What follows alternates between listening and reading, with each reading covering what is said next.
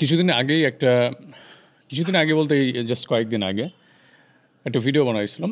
সেখানে আমি এটাই বোঝানোর চেষ্টা করতেছিলাম যে এই যে আমাদের আম, ভারত বিদ্বেষ বা অ্যান্টি ইন্ডিয়ান সেন্টিমেন্ট এটা আসলে কীভাবে আমাদের ক্ষতি করবে সেটা আমরা এখন হয়তো বা টের পাচ্ছি না।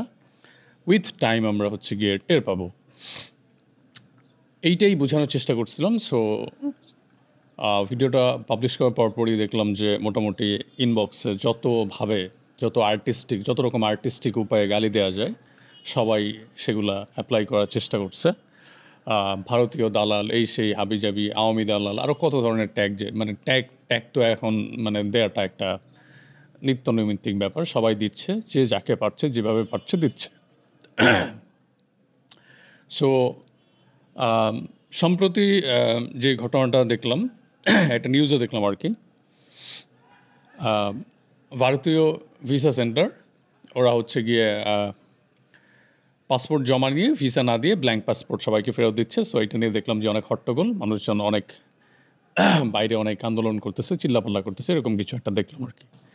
সো দেখেন, nationalism is a good thing. নিজের দেশকে আপনি ভালোবাসবেন, নিজের দেশের প্রতি আপনি loyal, it's a very good thing. হ্যাঁ, এটাকে খারাপভাবে ব্যাখ্যা করার কোনো কারণ নাই। কিন্তু উগ্র জাতীয়তাবাদ অনেক সময় আমাদেরকে অনেকভাবে ক্ষতিগ্রস্ত করে। এটা হয়তোবা আমরা ইনস্ট্যান্ট টের পাই না, বাট উইথ টাইম বিষয়টা আমরা আসলেই বুঝতে পারি আর কি। সো এই যে ধরেন আপনার জায়গা থেকে আপনি হয়তোবা এইভাবে চিন্তা করছেন যে ভাই দিলাম না ইন্ডিয়া ট্যুর, বা চিকিৎসার জন্য গেলাম না ইন্ডিয়াতে, তাতে কি হইলো?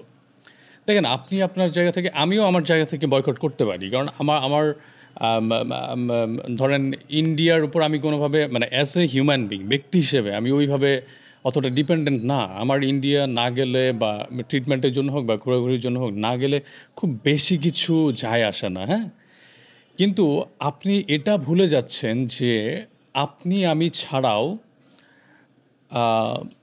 দেশের একটা, ধরেন একটা একটা একটা বড় সেগমেন্ট ইন্ডিয়ার উপর ব্যবসায়িকভাবে ডিপেন্ডেন্ট। হ্যাঁ, আপনি দেখবেন যে ইন্ডিয়ান ভিসা যদি পুরোপুরি বন্ধ হয়ে যায়, তাহলে এই যে সেগমেন্টটা আছে, আমি আজকে এই কথাটা বলে রাখলাম, আপনি মিলাই নিন, এই যে সেগমেন্টটা আছে, ধরেন যারা ব্যবসায়িকভাবে ইন্ডিয়ার উপর ডিপেন্ডেন্ট, এই সেগমেন্টটা এরাই আবার দেখবেন কিছুদিন পর আন্দোলন করতেছে যে ইন্ডিয়ান ভিসা কেন পাচ্ছে না।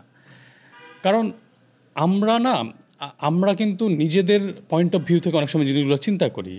আমরা ভাবি যে আমরাই হয়তো বা মেজরিটি, কিন্তু অনেক সময় বিষয়টা এরকম না।